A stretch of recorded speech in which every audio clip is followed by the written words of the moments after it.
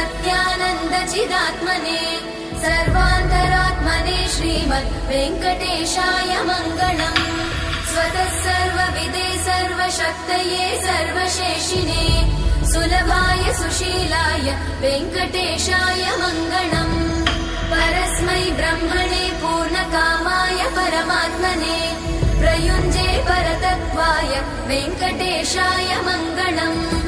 आकालतत्त्वमशान्तमात्मनामनुपश्यताम् अतृप्त्यमृतरूपाय वेङ्कटेशाय मङ्गलम्। प्रायस्वचरणौ पुंसां शरण्यत्वेन पाणिना कृपया दिशते श्रीमद् वेङ्कटेशाय मङ्गलम्। दयामृततरङ्गिण्यास्तरङ्गैरिव शीतलै अपाङ्गैः सिञ्चते विश्वं वेङ्कटेशाय मङ्गलम्। स्रग्भूषाम्बर